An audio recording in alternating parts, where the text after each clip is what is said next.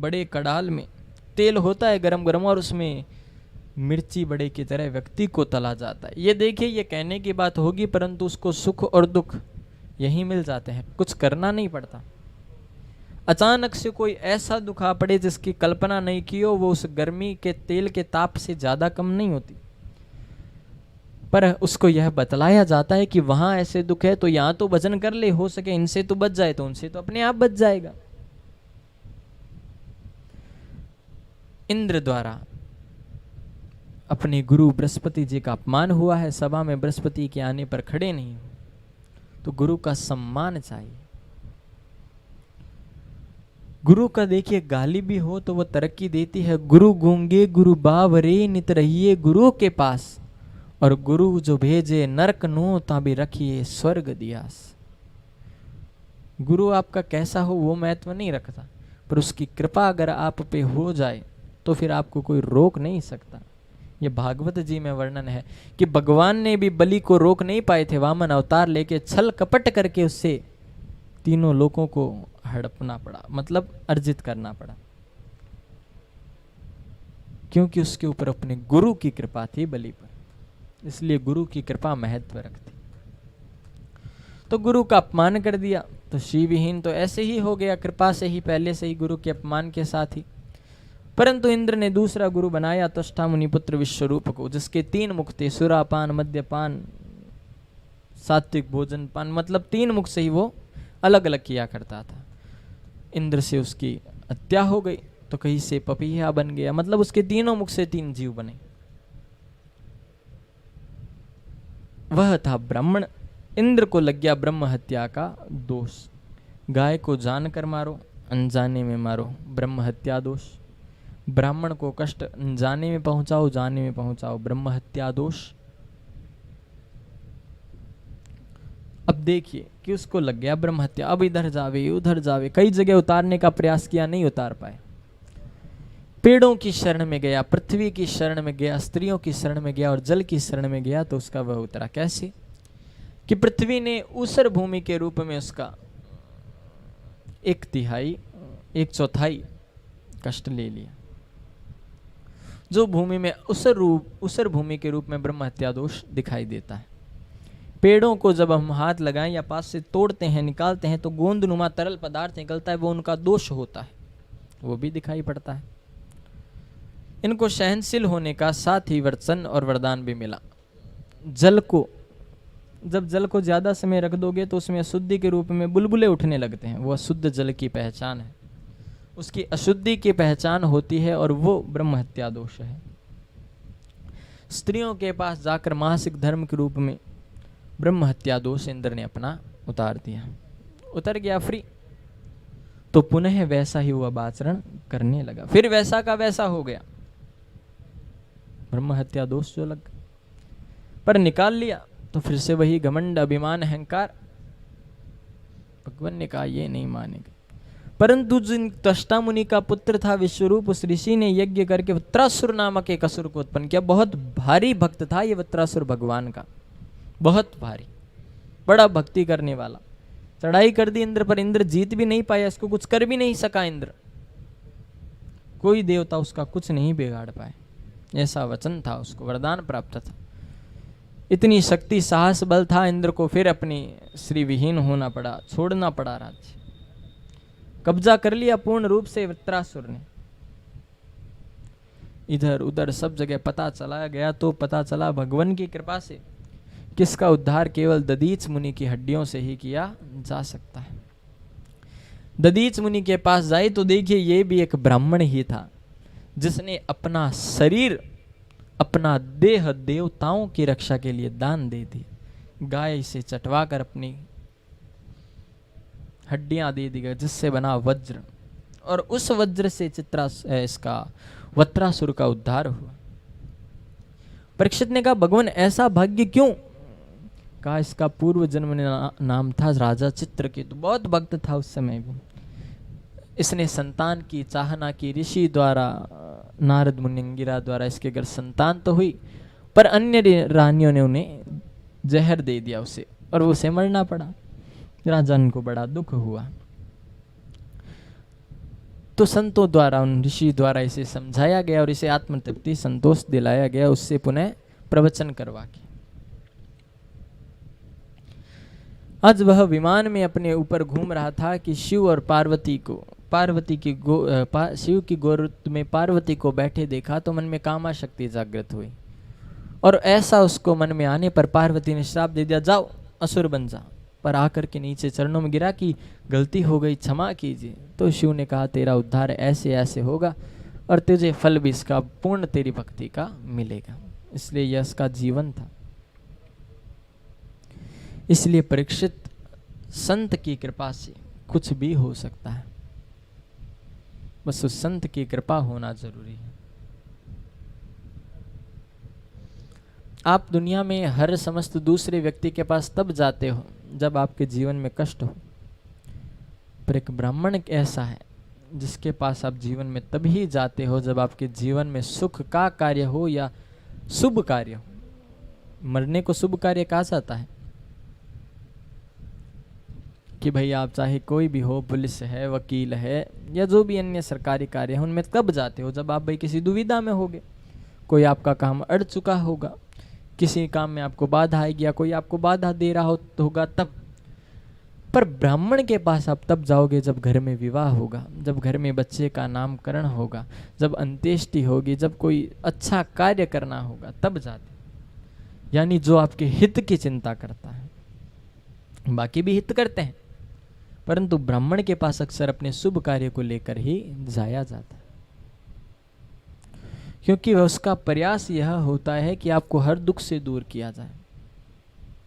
शुरू से लेकर अब तक कभी देवताओं की रक्षा के लिए अपना शरीर दान दे देता है, कभी 21 बार प्रण लेकर क्षत्रियों को वह विहीन कर देता है, कभी प्रेम भक्ति से लोगों की जान बचाता है, कभी अपनी जान देकर दूसरों के हृदय को मन मोह लेता है। जो ब्रह्म को जाने वो ब्राह्मण। तो हमें अपने धर्म और वर्ण को बचाए रखना, यही हमारी आज के समय में बड़ी उपलब्धि होगी।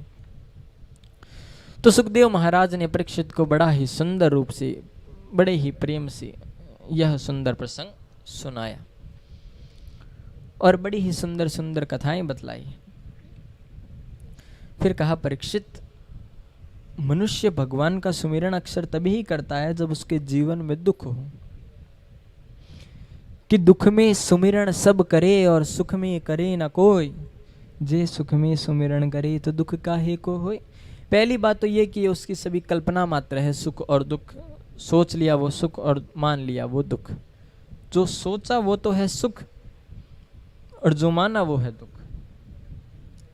कि मैं कल्पना करूं आग से आने वाले समय में ऐसा मेरे साथ होगा, तो मैंने सोचा ही ना, तो वो तो है मेरा सुख। और मैं विचार कर रहा हूं कि ये ऐसे हुआ, ये ऐसे हो गया, गलत हुआ, वो है मेरा दुख।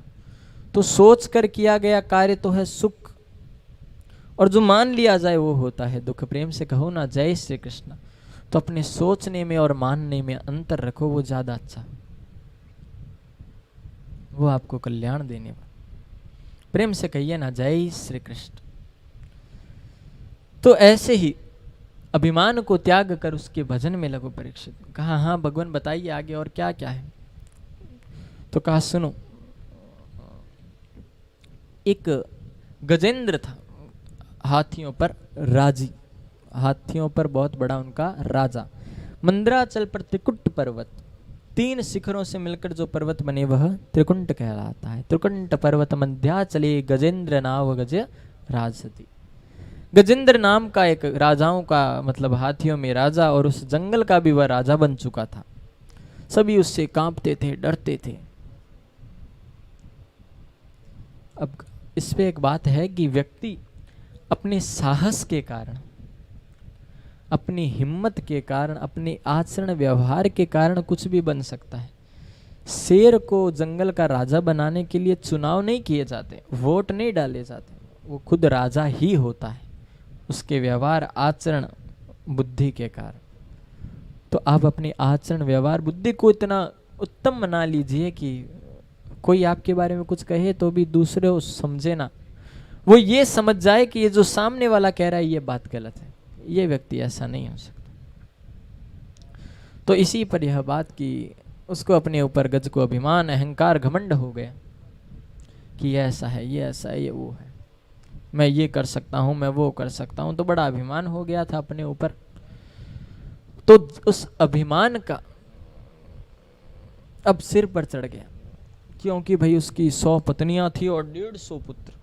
जब साथ लेकर निकलता तो सभी उसकी जय जयकार करते थे। तो उसको वो अभिमान था अपने ऊपर। जब निकलता तो टेढ़ी दृष्टि करके छोटे मोटे जो गांव के जीव थे अपने जंगल के, उनको कहता कोई कष्ट तो नहीं है, कष्ट हो तो हमें जरूर बताना। कहते जी आपको ही बताएंगे, और कौन है हमारा। कहा हाँ ठीक है। तो ऐसी वार्ता वो किया करता। समय व्यतीत हुआ, आगे बढ़ा। एक दिन उसका अभिमान इतने सरोधार ऊपर पहुंच चुका था कि आज वो अपनी पत्नी बच्चों के साथ स्नान करने निकला और जाकर जल में जल क्रीड़ा करने लगा। पहला तो जल देवता का अपमान कि अपना जल सूंड में भर के बच्चों पे फेंके, बच्चे माँ पे फेंके, माँ फिर गजेंद्र पर फेंके। यह क्रम चल रहा था कि उसको लगा कि मानो उसका पैर किसी ने पकड़ लिया है। उसने ऐसे किया तो फिर कहा कोई छोटा मोटा जीव होगा सो पकड़ लिया। पर जब इसे पता चलेगा कि महाराजा गजेंद्र का पैर पकड़ा है, अपने आप डर के माफी मांग के छोड़ देगा। कहा ठीक है कोई बात नहीं। तो ऐसी विचार बुद्धि मन में की है।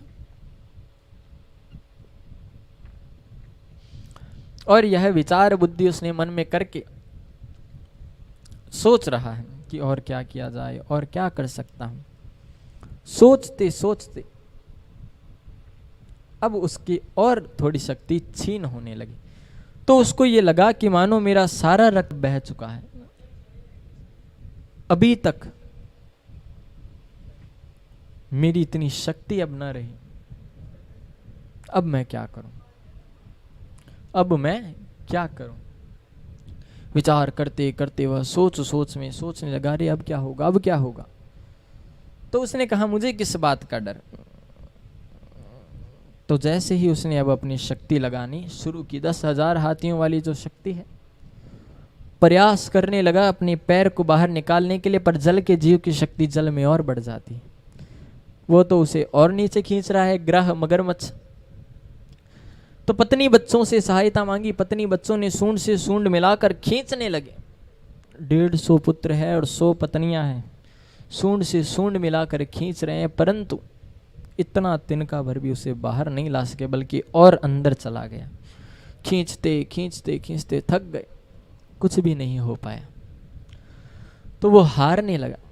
तो बच्चों ने छुड़ा लिया, अपने सूंड से सूंड निकाले, कहा हम जा रहे हैं, हम अपना समय क्यों खराब करें। गजेंद्र ने कहा अरे जिनके लिए मैंने जीवन जिया उन्होंने आज मुझे छोड़ दिया। ये भगवान कैसी लीला है थी। भगवान कैसे याद आता है, देखिए उसको। अभी तक मेरी पत्नियां हैं, फिर भी पत्नियां खींच रही है, वो भी छोड़कर चले गए। अब गजेंद्र ने कहा मेरा भी तो अभी और बल है, 10,000 हाथियों का, सारा लगा दिया, नहीं निकल पाया, पूर्ण अंदर चला गया। मुख बाहर था। जब मुख बाहर था तो गजेंद्र को याद आए कि अब मुझे और कोई नहीं बचा सकता, बचाएगा तो वो। पर गजेंद्र ने नाम किसी का नहीं लिया, केवल कह क्या रहा है, जो सर्वदेवों का स्वामी है वो आकर मेरी रक्षा करे, जो क्षेत्र का क्षेत्रज्ञ है वो आकर मेरी रक्षा करे, जिसकी कृपा के बिना पेड़ों का एक पत्ता भी ना हिलता, तम बक्षया रक्षा मम देव रक्षानि देवं। तू जो सभी का ऊपर देव है वो मेरी रक्षा करे। रक्षन्तु नशन्ति पत्राणि, के पत्र भी ना हिले वो आकर मेरी रक्षा करे। कृपा करो समस्त, वो मेरी कृपा करे और मेरी रक्षा करे। जो देवों का देव है, सर्वत है, जो सभी में निपुण है, हर कला में, जो सुंदर है, जो चित्तवन है, जो मनोहर है, जिसकी छवि देखने को ही नहीं बनती, वो आकर मेरी रक्षा करे। न सूर्य प्रकाश है, न जिसकी कृपा के बिना सूर्य प्रकाश दे सके, न चांद न चंद्रमा संतिर्क, ना ही चंद्रमा अपना प्रकाश शीतल उसकी कृपा के बिना दे सके, वो आकर मेरी रक्षा करे। रक्षायाम कृत्म महदेह देह तत्, वो आकर मेरी रक्षा करे। तो देखिए बात कि रक्षा की जब बात की और नाम किसी का नहीं लिया। ब्रह्मा जी तैयार हुए बैठे हैं कि भाई हम क्यों जाएं, हमारा तो नाम ही नहीं लिया। माता जी भी तैयार है, कहा बुलाया हमें भी नहीं, हमको जाए। शंकर भगवान ने कहा बम बम भोले ही बोल देता, हम चले जाते, हर हर महादेव ही बोल देवे। पर क्या करें, हम समझ नहीं है, क्या करें क्या करें। कोई नहीं गया तो मेरे गोविंद ने सोचा, जो नाम किसी का नहीं वो मेरा ही तो नाम है। बोलिए कृष्ण कन्हैया लाल की जय। और गोविंद चल पड़े वहां से अपने भक्त को बचाने। कहा गरुड़ जी आइए भक्त को बचाने। गरुड़ ने कहा भगवान रुको, समय लगता है। और गरुड़ ने मन में विचार किया कि भगवान का मेरे बिना काम नहीं होता। भगवान ने कहा ओहो, अभिमान तो घर में है, पहले इसको हटाना पड़ेगा। और भगवान ने यह बात सोचकर कहा जल्दी आइए ना गरुड़ जी। गरुड़ जी आए, कहा उड़िए। गरुड़ ने कहा भगवान बैठो सही। भगवान ने अपनी जिस अंगुली से मेरे कृष्ण ने अपना गोवर्धन पर्वत उठाया था वो उसके ऊपर रख दी। कहा ये लो उड़ के बताओ। गरुड़ जी पंख फड़फड़ा कर थक गए, पसीने छूट गए, उड़ा नहीं सके। कहा अभिमान करते हो कि मुझे उड़ाते हो, खुद अपने पैरों से आपके पंजे दबाता हूं तब कहीं जाकर आप उड़ सकते हो, और मुझे बता रहे हो आप। गरुड़ का सारा अभिमान तोड़ दिया, अहंकार चूर चूर हो। और जब अभिमान अहंकार टूट गया, पूर्ण रूप से चूर चूर हो गया उसका, तो भगवान सीधे चल पड़े। किसने कहा कि गज में बुद्धि नहीं थी? भगवान को जैसे ही आते देखा, सूंड सूंड बाहर बची थी, पास से पड़ा एक कमल का फूल तोड़ कर नाभि भगवान के ऊपर चढ़ा दिया अपनी सूंड से। भगवान ने अपना सुदर्शन चक्र चलाकर गज को पकड़ करके भगवान ने खींच लिया है उस सूंड से, गज को भी उबार दिया और ग्रह को भी उबार दिया। बोलिए नारायण भगवान की जय। प्रेम से कहो ना जय श्री कृष्ण। यानी गज को भी बचा दिया और ग्रह को भी। ये दोनों इनके पूर्व जन्म के कारण, ध्रुवयनु इनके पूर्व जन्म में इनके ऐसे कर्म थे कि एक को तो यह दुर्वासा ऋषि के श्राप के कारण यह श्राप मिला कि अभिमान है इसलिए हाथी बन जा, और एक को जल में स्नान करने के कारण नारद ने श्राप दिया कि तुझे जल में रहकर अपने ऊपर भी अभिमान है तो जा इसी जल का जीव बन जा। पर क्षमा मांगने पर कहा तुम्हारा उद्धार नारायण करेंगे। तो भगवान ने गज को भी बचाया है और ग्राह को भी, ग्राह को उबारा कि गज को, क्योंकि भगवान के हाथ से जो बचा उसका भी कल्याण और जो मरा उसका भी कल्याण। परंतु यहां तो भगवान ने दोनों का ही कल्याण कर दिया। इसलिए भगवान कृपा सब पर करते हैं, बस उस व्यक्ति को वह कृपा देखनी पड़ती है अपने जीवन में। प्रयास यह हो कि जो प्रसाद भगवान के चढ़ाएं वो गलती से भी हमारे पैरों में न आ सके। इंद्र की चाल के कारण दुर्वासा ऋषि उसके यहाँ पधारे और अपनी प्रसाद स्वरूपी माला इंद्र को दी। इंद्र ने कहा मुझे इसकी क्या जरूरत है, मेरे पास ऐसे ही बहुत संपत्ति सुख संपदा है, और उसे फेंक दी। बाहर जाकर वो माला गिरी, ऐरावत हाथी ने पैर से कुचल दिया। दुर्वासा ने श्री विहीन का श्राप दिया है, इंद्र को श्री विहीन होना पड़ा, सब कुछ लुट गया असुरों द्वारा। भगवान के आगे क्षमा मांगे, ये करी वो करी, तब कहीं जाकर भगवान ने अमृत जीवार्थ हेतु कि अमृत निकले, इसलिए समुद्र मंथन हुआ। मंद्राचल पर्वत को रई बनाया है और वासुकी नाग को वह डोरी जिससे घर्षण कर सके, रस्सी। और नीचे कच्छप रूप में भगवान आए, क्योंकि जब समुद्र मंथन शुरू हुआ तो वो पत्थर नीचे चला गया, वो पर्वत नीचे चला गया, तो भगवान आए और उसके ऊपर कच्छप अवतार लिया। बोलिए कच्छप भगवान की जय। और उस रई से जब मंथन हुआ है तो देखिए भगवान ने उनको पहले ही दिशा स्वरूप बदल दिया था। देवताओं ने कहा हम आगे जाएंगे जिससे हमें कुछ मिले, भगवान ने उनकी दिशा परिवर्तित कर दी। असुर देवताओं से ज्यादा सफेद गोरे रंग के थे, ज्यादा सुंदर थे, पर अमृत न निकलकर उससे जहर निकाला और जहर के प्रभाव से सारे असुर काले हो गए। अब जहर कौन पिए भाई? जहर किसी ने नहीं पिया, तो शंकर महादेव को याद किया गया। शंकर महादेव ने उस विष का पान किया, परंतु कंठ तक आने तक वो अपनी शक्ति खो चुके थे, संभाल नहीं सके। तो मां काल रात्रि को याद करके शक्ति स्वरूप बुलाया गया और उन्होंने आके शिव को संभाला है। जटाटवी गलज्ज्वलल प्रवाह पावित स्थले गलेव लंबे लंबिताम भुजंग तुंग मालिकाम ढमट ढमट ढमट ढमट निनादमट डमर वयम चकार चंड तांडवम तनो तुनो शिवा शिवम। जटा कटाह संप्रमं भ्रमन्निलिम्प निर्झरी विलोलरी चवल्लरी विराजमान मूर्धनि धगद धगद धगद ज्वलल्ललाट पट्ट पावके किशोर चंद्रशेखरे रति प्रतिक्षणम मम दुराधरेन्द्र नंदिनी विलास बंधु बंधुर सुरद्रगंत संततिम प्रमोदमान मानसी। कि ऐसे स्वरूप ने शिव को संभाल लिया और भगवान ने विष को अपने कंठ में ही रख लिया और कहलाए नीलकंठ। बोलिए नीलकंठ महादेव की जय। ऋषिकेश के ऊपर थोड़े हम जब चढ़ते हैं तो नीलकंठ महादेव विराजमान है।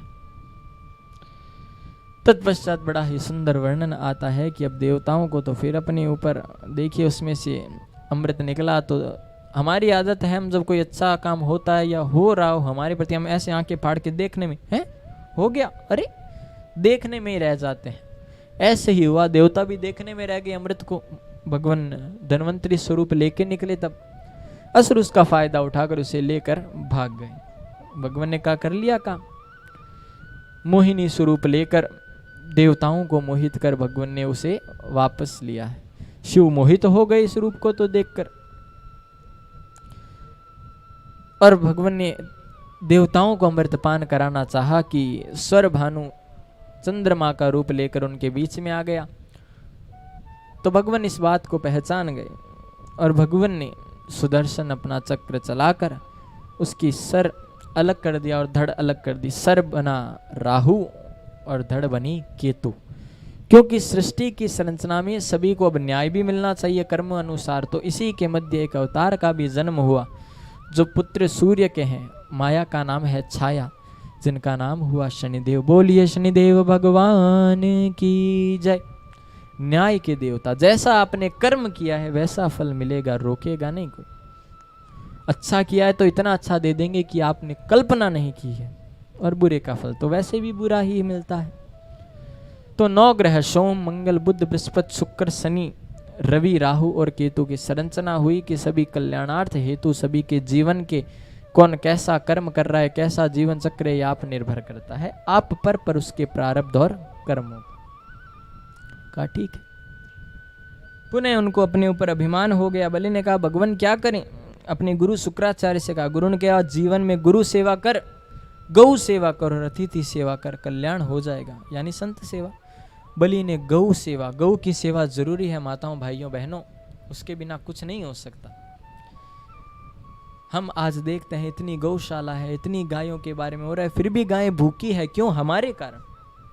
हम कोई गाय देखें तो हम तो अपना कर्तव्य कम से कम निभा सकते हैं, वो भी तो हमारे ही सृष्टि में एक अंग है महत्वपूर्ण जिसमें परमात्मा वासित है और सभी देवता 33 करोड़ के 33 करोड़। तो हमारा धर्म है उसकी रक्षा करें। गाय को कहते हैं माँ, रोटी देते हैं झूठी, माँ को झूठी रोटी खिलाते हैं नहीं ना, तो फिर इसलिए कर्म को समझो और धर्म को समझो। धर्म जागेगा तो कर्म अपने आप जाग जाएगा। इसलिए कर्म और धर्म दोनों को बचाओ।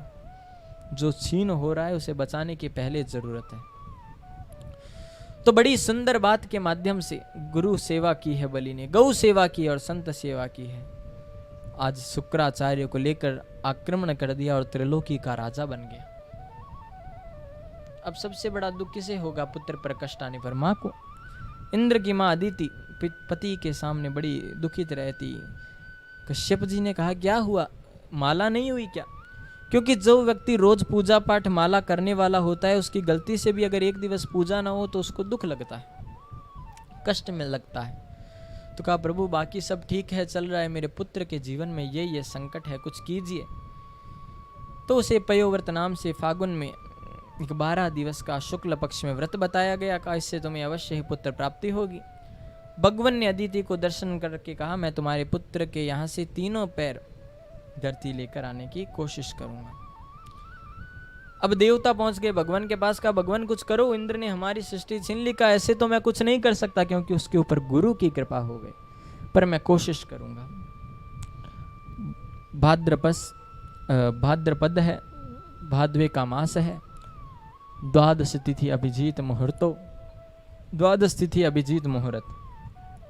भादवे का मास इसलिए पवित्र है क्योंकि देखिए मेरे कृष्ण का जन्म भादों में, बलराम का जन्म भादों में, राधा रानी का जन्म भादवे में वामन का जन्म भादवे में। सुखदेव ने परीक्षित को कथा सुनाई भादवे में। इतना पुण्य है भादव का। तो इस मास में ही वामन का जन्म हुआ है। केवल पैर बने दिखे और सीधे भगवान का उपेंद्र का अवतार हुआ है। बोलिए उपेंद्र भगवान की जय, बोलिए वामन भगवान की जय। उपेंद्र नाम है 52 अंगुल के होने के कारण वामन कहा जाता है। मैया ने कोपिन पहनाई है, बृहस्पति जी ने आकर जनेऊ धारण कराई है, दिशाओं के स्वामी ने जगतपति को छत्र दिया है, ब्रह्मा ने कमंडलू दिया, उमा भगवती उमा ने आकर उनके भिक्षा पात्र में भिक्षा दी है।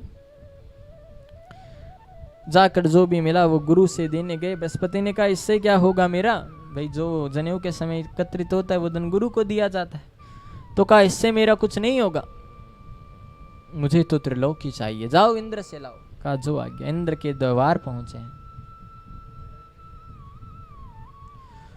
नमस्तुम तुम महाभाग ब्राह्मणम किम करवामत। बलि के यहाँ नित्य यज्ञ चलते हैं, गौ गुरु संत सेवा चलती है। जैसे ही तेजस्वी रूप को देखा कहा ये पधारिए, मेरा सौभाग्य आप जैसे आज संत पधारे हैं, कितनी बड़ी कृपा की है आपने, ये तो मेरा भाग्य हो गया। गुरु से ये बात कर रही थी, कितना तेजस्वी रूप ब्राह्मण का, क्या बात है, कितना सौभाग्यशाली सुंदर रूप है। इतने में वामन पास आ गए और कहा, बलि जी कह रहे हैं बड़ा सुंदर स्वरूप है भगवान, बताइए कहाँ से पधारे हैं। आपके रूप को देखकर लगता है आपको सब कुछ दे दूं, क्या दूं, बताइए आपकी सेवा कैसे करूं। अब बोले नहीं वामन जी, हाथ में माला फेरे। कहा कुछ दिखाना तो पड़ता है जीवन में पाने के लिए। तो शुक्राचार्य ने कहा देखो माला चल रही है, बोलेंगे नहीं। अब तो बलि के भक्ति और बढ़ गई। यह विरोचन के पुत्र है, प्रहलाद के पुत्र, तो भक्ति और बढ़ गई। कहा अब तो भगवान क्या दूं बताइए। कहा ओहो आप है राजा बलि, विरोचन पुत्र। कहा हाँ प्रभु मैं ही हूँ। कहा हमने सुना है बड़ा दान करते हैं, बड़ी भक्ति करते हैं, तो कहा आपसे मिलने चले आए। कहा अरे बड़ी कृपा की भगवान, पर मैं अपने यहाँ से किसी ब्राह्मण को खाली नहीं जाने देता, आपको कुछ लेना पड़ेगा। कहा अरे मुझे कुछ नहीं चाहिए, हम आनंद से रहते हैं, हमें किसी वस्तु की आवश्यकता नहीं है। तो कहा भगवान कुछ तो लो, मैं आपका विवाह करा दूं, हर साल करवाता हूं मैं, कई गरीब ब्राह्मण कन्याओं का आपको भी करवा दूंगा। कहा जो काम में रोना पड़े वो हम काम क्यों करें। कहा विवाह में रोना पड़ता है, क्यों बताओ। कहा सुनो विवाह हो गया। कहा हो गया, रहने की व्यवस्था। कहा हम महल बनवाएंगे ना। कहा भोजन की व्यवस्था। कहा भंडार खुलवाएंगे। कहा फिर बाल गोपाल भी होंगे। कहा होंगे। कहा फिर उनके विद्या की व्यवस्था के अपने हिरण्यकश्यपु दानव विश्वविद्यालय है ना, वो चिंता मत कीजिए। तो कहा चलो ये भी सब ठीक है, हो जाएगा। फिर बच्चे हो सके 10-5 हो, 2-4। तो कहा वो तो आप जाने। तो कहा उन 10-5 में से 2-4 मर भी जाएं। कहा हो सकता है। तो कि फिर रोने की व्यवस्था, कि भाई संतान आपकी तो रोना तो आपको पड़ेगा, हम काहे को रोएंगे, और उसकी व्यवस्था कहाँ से। तो कहा उसमें रोना है, छोड़ो हम नहीं करेंगे विवाह। बोली ने कहा कैसे करके तो मनाया। कहा भगवान मेरी इच्छा है, कृपया करके कुछ मांगी। तो कहा चलो ठीक है, 3 पैर भूमि दे दो। कहा रे वामन के वामन 3 पैर भूमि मांगी है, मांग कर। कहा देखो इससे ना हमारा व्रत टूटेगा ना तुम्हारी प्रतिज्ञा। कहा ठीक है ले लो जहां से इच्छा हो, पर हमारे पैर से लेंगे। कहा वाह भगवान वो भी आपके पैर से, इतने तो आप खुद हो। कहा नहीं हम तो यही लेंगे। कहा ठीक है बोलिए। कहा संकल्प करो। बलि ने कहा 3 पैर का क्या संकल्प। तो वामन ने कहा नहीं बिना संकल्प के कुछ नहीं होगा। शुक्राचार्य ने कहा यह संकल्प पे इतना ध्यान क्यों दे रहा है, ध्यान लगाकर देखा हो ये तो साक्षात विष्णु है।